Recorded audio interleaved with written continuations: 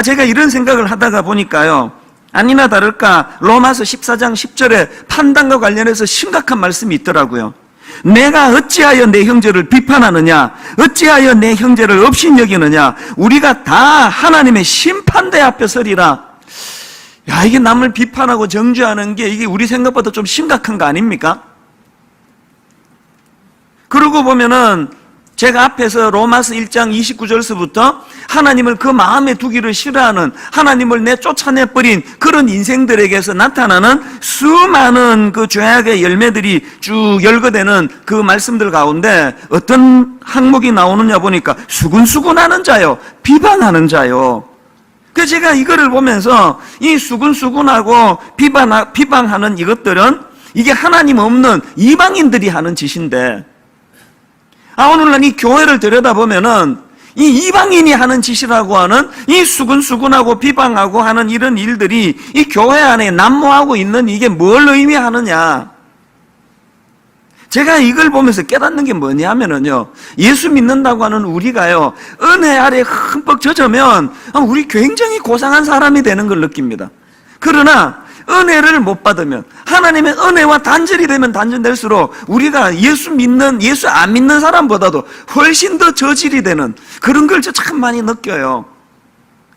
저 자신을 놓고 봐도 그렇습니다. 제가 그 목사라고 하는데도요, 제 스스로를 이렇게 돌아보면은 참 은혜 아래 흠뻑 젖을 때는요, 제가 막 정말 저 스스로가 느끼기에도 이게 막 천사 같을 때가 있습니다. 안 믿으시는데요, 저도 간혹 그렇습니다. 그런데 제가 목사인데도 불구하고 은혜의 공급을 못 받으면은요, 제 스스로 생각할 때 이게 무슨 목사야 이게. 어떻게 목사가 이런 저급한 생각에 빠질 수 있냐. 여러분은 모르시지만 저는 저니까 그걸 아는 거 아닙니까? 그래서 제 인격이 있다면, 제게 여러분이 흠모할 만한 어떤 그리스도의 어떤 그 닮은 뭐가 있다면 그건 저에게서 나오는 게 아니고 은혜의 힘이에요.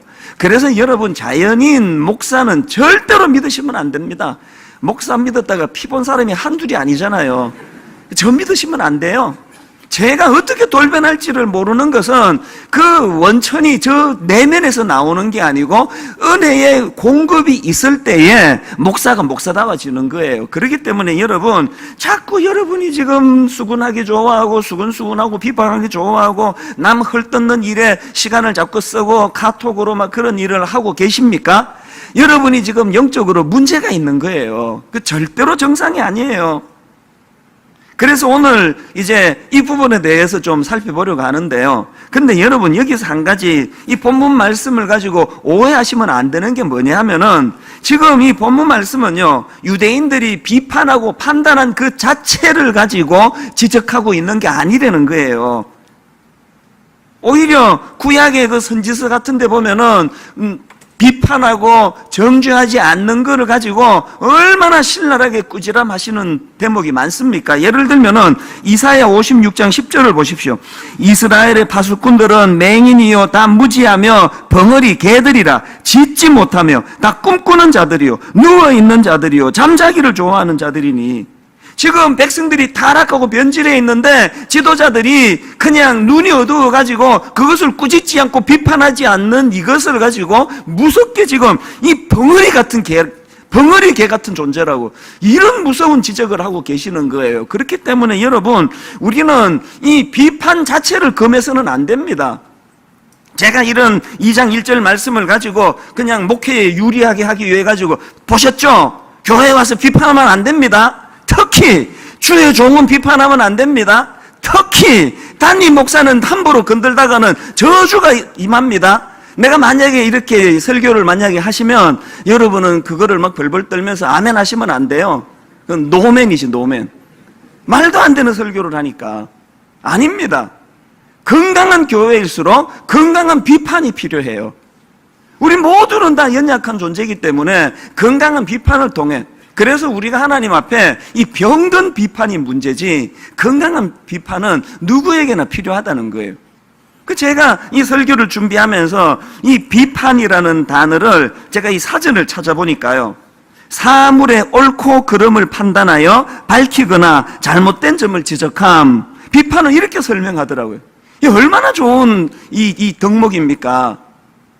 누구라서 여러분 평생 올바른 길만 갑니까? 누구라서 평생 천사 같은 생각만 하고 삽니까? 실족하고 자빠지고 목사 아니라면 목사 할아버지라도 엉뚱한 길로 빠지고 이러기 때문에 인간은 비판이 필요하다는 거예요. 여러분 엄밀히 보면은 지금 로마서 2장에서 바울도 유대인들을 향하여 무지막지한 비판을 가하고 있는 거 아닙니까? 그 비판 자체가 잘못된 게 아니고 이 병든 비판, 이게 문제라는 겁니다. 그렇기 때문에 우리가 이 올바른 의미에서의 비판, 사물의 옳고 그름을 판단하여 밝히거나 잘못된 점을 지적해주는 좋은 비판자들이 우리 주변에 있다면 그건 복된 거예요. 우리 교회 부교역자들은 다 알고 있지만요, 저는 무슨 일로 교역자들이 회의 자료를 가지고 찾아오든지 저는 항상 대화의 마지막은 기승전 결이 뭔지 아십니까?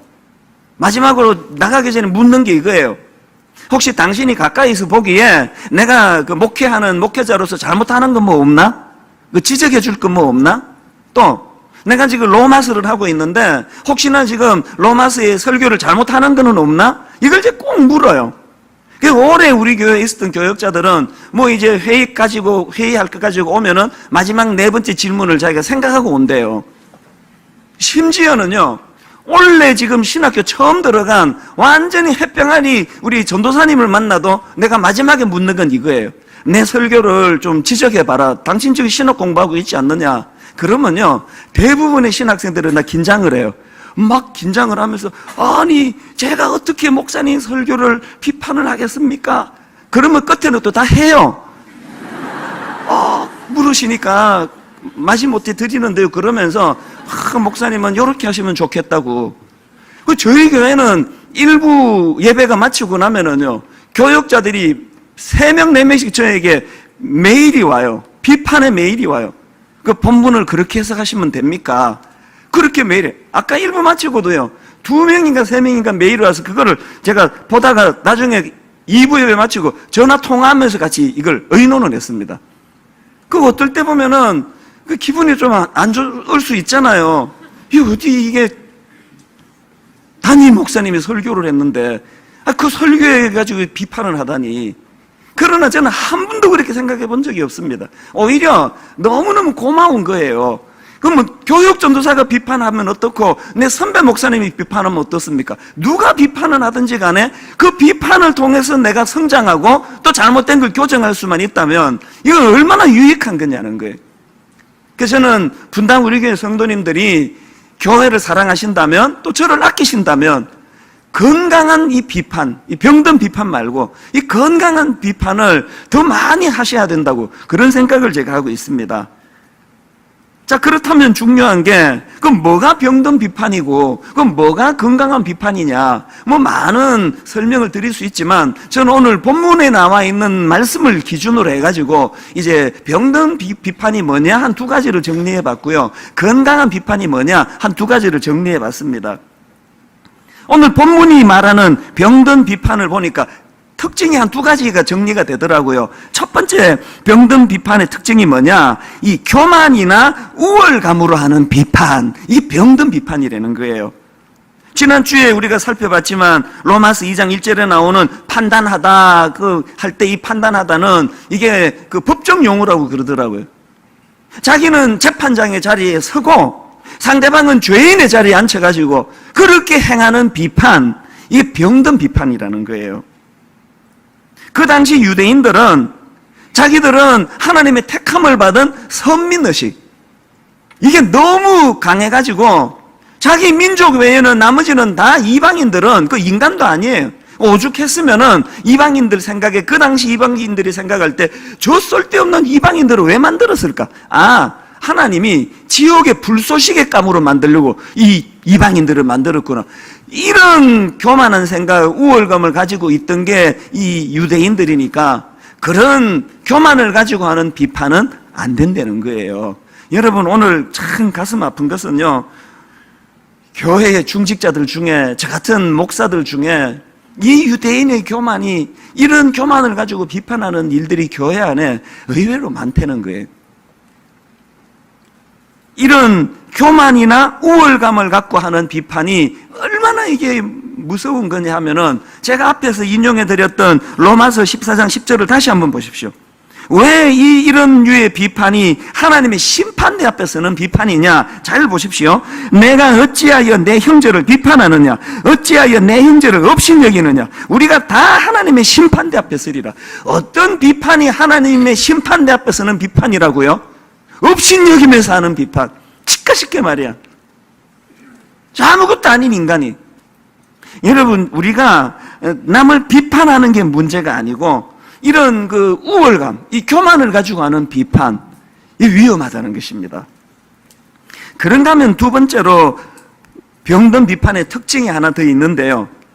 자기 자신에게는 적용하지 않는 비판이 그것입니다. 로마서 2장 1절을 한번 보십시오. 그러므로 남을 판단하는 사람아, 누구를 막론하고 내가 핑계하지 못할 것은 남을 판단하는 것으로 내가 너를 정죄함이니 판단하는 내가 같은 일을 행함이라. 이런 일이 어떻게 일어났죠? 상대방이 잘못하는 걸 자기가 정확하게 알고 정확하게 판단해 줬는데 왜 자기는 똑같은 잘못을 저지릅니까? 왜 그렇습니까? 그 비판의 잣대를 상대방에게만 돌리고 자기에게는 적용하지 않으니까 이런 일이 일어나는 거 아닙니까? 3절도 마찬가지예요. 이런 일을 행하는 자를 판단하고도 같은 일을 행하는 사람아, 저 사람이 할 때는 분명히 잘못됐다 알고 있으면서 왜 같은 일을 행하느냐? 이 비판을 자기에게는 적용하지 않기 때문이에요. 그 책 중에 내 인생의 멘토가 되어준 한마디, 이런 제목의 책이 있는데요. 그 책에 보면은 프랑스 작가입니다. 주일 르나르라는 분이, 이 작가가 한 말을 인용하는 대목이 나오는데 한번 들어보십시오. 타인의 결점을 눈으로 똑똑히 볼 수 있는 것은 바로 우리들 자신에게도 그런 결점이 있기 때문이다. 이 짧지만 참 의미 있는 거 아닙니까? 그 결점이 내게 없다면, 그게 뭔지를 모른다면 상대방의 결점이 그렇게 잘 보이겠냐고요. 내가 그 결점을 행하기 때문에 익숙하니까 비판할 수 있는 거 아닙니까? 그렇기 때문에 여러분, 우리가요, 누구를 비판할 때 항상 우리는 그 비판을 자기에게도 적용을 해야 합니다. 너 그렇게 하면 안 된다 이야기하면서 그게 돌아가지고 내 귀에도 들려진다는 거, 이걸 기억해야 된다는 거예요. 이게 왜 중요합니까? 여러분, 왜 자기 자신에게는 적용하지 않는 상대방만 타겟으로 하는 비판이 이게 왜 위험하냐? 제가 설명을 드릴게요. 여러분, 지난번에 제가 로마서 1장을 설교할 때 이 하나님의 진노의 양상을 3번에 걸친 내버려 두사, 내버려 두사, 내버려 두사, 이걸로 하나님의 진노를 표현했다고 말씀을 드렸는데요. 자, 그렇다면은 내버려 두지 않으사, 내가 목사인데 목사답지 않은 짓을 하는 동시에 하나님이 내버려 두지 않으시고 매를 들어 징계하시면, 그래서 내가 고통을 느끼면 그것은 축복이라는 거예요. 아무리 타락한 짓을 하고 저질러도 들키지도 않고 고통도 없고 하나님의 매도 없고 그러면 끝에 가서 완전히 이거는 말로도 할 수 없는 수치의 자리에 빠지는 거 아닙니까? 그렇기 때문에 여러분, 하나님이 여러분에게 매를 드신다면 그건 축복이에요. 변장하고 찾아온 축복, 이게 예수 믿는 사람들이 겪는 고난입니다. 그렇기 때문에 제가 지난번에도 그 이야기를 한번 드렸는데요. 이제 오늘 어떤 분이 예배를 마치고 집에 가는데 갑자기 교통사고가 나서 다리가 똑 부러져 버렸어요. 그러면 이제 막 아파가지고 응급실로 달려가지 않습니까? 그러면서 이제 응급실에서 카톡을 해요. 순장님에게. 순장님, 다리가 부러졌어요. 아파 죽겠어요. 빨리 낫도록 기도해 주세요.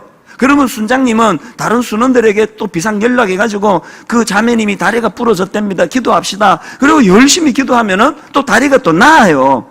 부러졌던 다리가 또 깨끗이 치유가 돼요. 그래서 역시 기도가 놀랍다 그러면서 하나님께 감사합니다 그러면서 감사한금을 드리는 거 아닙니까? 자, 여기서 한번 생각해 보세요. 이게 모순이 뭐예요? 그 하나님은 병 주고 약 주고 하는 분입니까?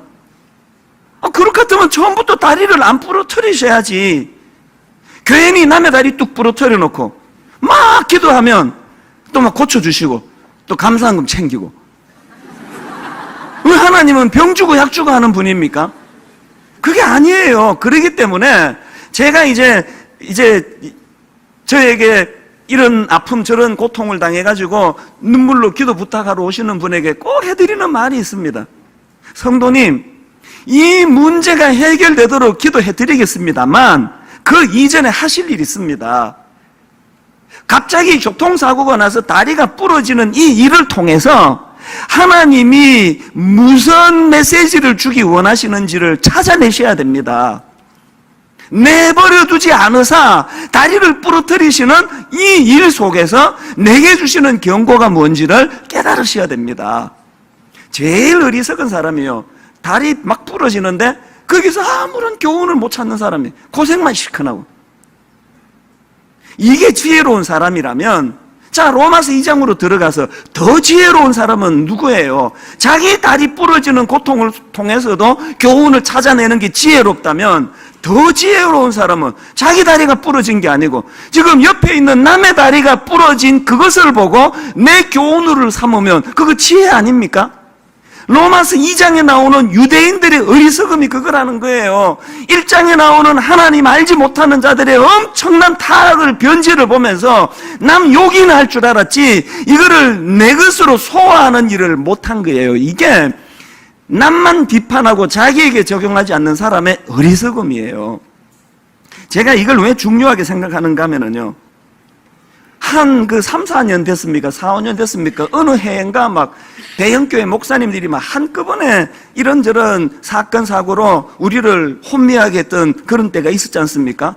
그렇게 유명한 어떤 목사님이 갑자기 성추행을 해가지고 실족하는 이런 일이 있고, 또 좀 있으니까 어느 목사님이 또 그 교회 공금 문제를 뭐 어떻게 했는지는 모르지만 그렇게 하다가 막 또 감옥으로 가시고 막 이런 일도 일어나고 그래서 혼미했던 적이 있습니다. 그래서 그때는 우리 목회자들은 335 그 문제를 이야기를 많이 했습니다. 그리고 비판을 많이 했습니다. 비판해야죠. 어떻게 목사가 이럴 수가 있느냐고, 어떻게 그 여성들을 성추행할 수가 있느냐고 그러면서 비난을 많이 했는데요, 그 즈음에 제가 전체 교역자들을 모아놓고 무슨 경고의 메시지를 우리 교역자들에게 제가 던졌냐 하면은요, 그 비판해야 된다. 다시는 이런 일이 일어나지 않도록 이거는 일벌백계 하는 건 맞다. 그러나 비판만 하고 있으면 안 된다. 이 비판을 내게로 돌려야 된다. 이게 무슨 말인지를 제가 이제 이렇게 다윗을 가지고 설명을 보통 자주 하는데요. 자, 여러분, 이제 성경을 하나님이 왜 주셨습니까?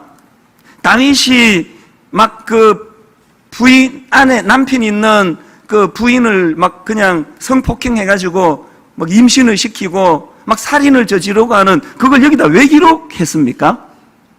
또 여러분은 성경을 왜 읽으세요? 표정이 안 읽는데요. 그러시니까 내가 참 난감한데요. 그 큐티는 왜 하세요? 오늘 여러분이 큐티를 하려고 본문을 딱 봤더니 다윗이 이제 막 그 여자를 성폭행하고 막 이제 그 남편을 죽이고 하는 그 대목이 이제 큐티 본문이에요. 그러면 여러분이 이걸 어떻게 적용합니까? 오늘의 적용, 다윗 이 자식 나쁜 자식이다.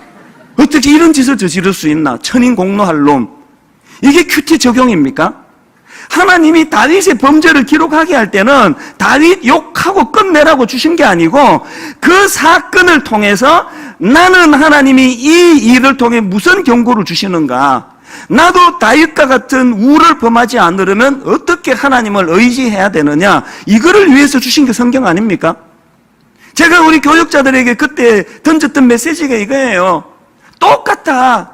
어느 대형교회 목사님이 성폭행을 했다, 어느 대형교회 목사님이 공금을 횡령했다, 이런 일들이 터지면 그 사람 그 나쁜 인간이네, 그 목사도 아니네, 비난하고 끝내면 안 되고 거기에서 그것을 내게로 이것을 흡수해야 되는 거예요. 제가 이제 어른 사역을 안 하고 갑자기 이제 개척을 하는 바람에 이제 그 옥하는 목사님이 갑자기 개척하라 그러셔가지고 준비도 안 된 상태로 개척을 하고 나니까 이제 두려움이 막 강물처럼 밀려왔습니다. 그때 진짜 많이 울었습니다. 그냥 새벽에 나와도 울고요. 여기 지금 이제 아무도 없는데 이제 낮에 답답해가지고 이게 가운데 앉아있으면 그렇게 눈물이 나더라고요. 이게 앞으로 어떻게 해야 되나, 이게 지금, 이게 뭐 그만둘 수도 없고, 이거 어떻게 해야 되느냐고, 뭐, 설교만 하면은 또 우리 분당 아줌마들이 나 이렇게 까다로울 줄 알았으면 내가 일산에도 할 건데, 계속 그냥 뭐 설교가 뭐 유치하다 그러고, 중고등부 오래 해가지고 설교가 깊이가 없다 그러고, 뭐, 나 죽는 줄 알았습니다. 내가 중동부 할 때는 막 우리 중동부 애들이, 목사님은 설교가 깊어서 졸려 죽겠다고 막 맨날 그렇게 불평했는데, 그래서 이제 많이 울었어요. 그때는요, 설교 한 10번 하면 한 4번, 5번 울었습니다. 초창기 분들 다 아세요. 민망해 죽겠는데 설교하다가 눈물이 나는 거예요. 그러고 이제 한 21년 지났습니다. 눈물 쑥 들어갔어요. 여기 앉아 있어도 하나도 눈물이 안 나요.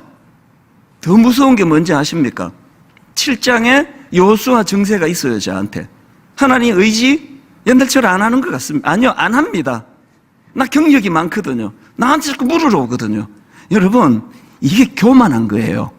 더 이상 하나님 의지하지 않는 마음의 상태, 내 관로, 내 경험. 그럼 뭐가 겸손인지 아시겠죠?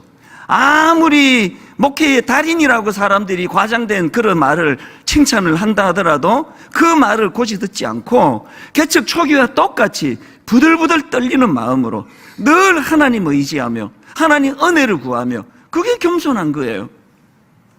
교양을 겸손한 걸로 착각하시는 분들은 방심하다가 우시아처럼 위험한 상태에 빠집니다.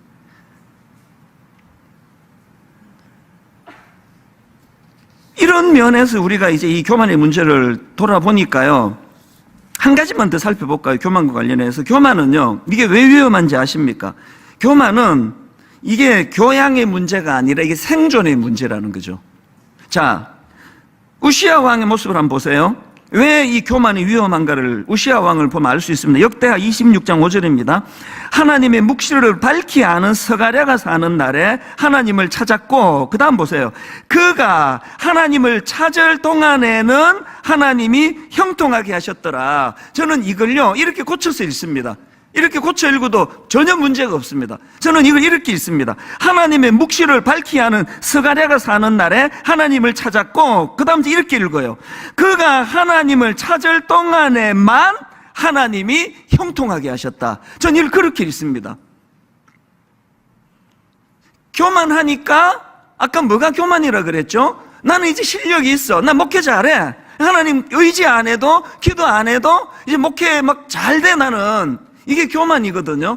그렇게 우시아를 보니까 그가 언제 하나님이 형통하게 하셨다고요? 그가 여호와를 찾을 동안에만 그를 형통하게 하셨다는 거죠. 그래서 나중에 교만해지니까, 다른 말로 하나님을 의지하지 않고 하나님을 찾지 않으니까 나중에 그가 교만해서 그래서 저주를 받아 죽어버리는 거거든요.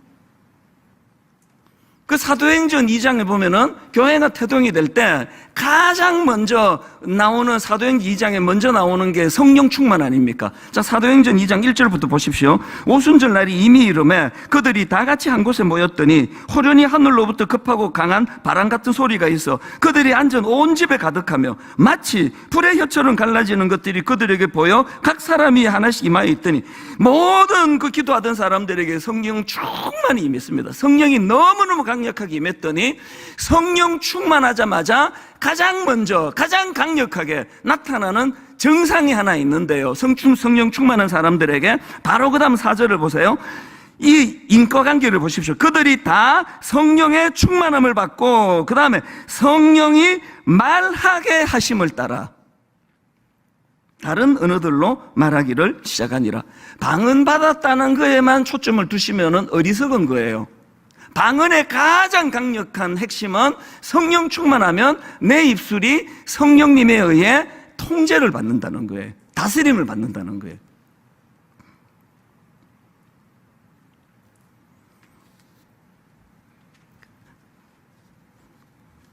가정에서요, 그 자녀 교육을 하는데 이 성령에 의해서 입술이 통제되지 않는 엄마 아빠 때문에 아이들이 엄청 상처를 받아요. 그래서 이제 막 혈기가 나면은 막 이제 부부 싸움하고, 막 남편은 회사 출근하고, 막 이 아내는 막 열받아가지고 씩씩거리고 있는데, 이게 지 아버지를 쏙 빼닮으면 큰애가 눈에 띄어요. 그러면 막 이제 막 들이퍼부어요. 이게 지혜비 닮아가지고 막 그러면서 네가 도대체 뭐 씻지도 안 하고 뭐 안 하고 막 다다다다다다다 하고 꼭 그때 한마디를 붙이세요. 다 네 잘되라고 하는 거 잘되라고 엄마가 이렇게 야단치는 거 알지? 여러분, 그건 거짓말이에요. 그 순간만큼은요, 잘되라고 한 게 아니라 혈기로 했습니다. 우리가요, 부부싸움 할 때, 저는 주례받으러 오는 그 예비 신랑 신부에게 종종 그런 이야기예요. 지금부터 싸워라 그래요. 신혼여행 가서 미친 듯이 싸우라 그래요. 신혼 초기는 싸우는 거다, 원래. 자기를 알리는 게 이게 싸움이다. 그런데 룰을 가지고 싸우라 그래요. 여러분, 부부싸움은 자기를 알리는 신호예요. 여보, 그렇게 하니까 내 마음이 안 좋아. 이걸 알리는 거거든요. 근데 왜 부부싸움 하면서 그렇게 서로를 다치게 만드느냐? 룰 없이 싸우기 때문에 그래요. 여러분, 부부싸움을 원하시면은요, 성령 충만을 구하세요. 성령이 통제하시는 말씀을 가지고. 여러분, 표정이, 그래갖고 무슨 싸움이 되느냐고 그러는데, 글쎄요, 되던데요.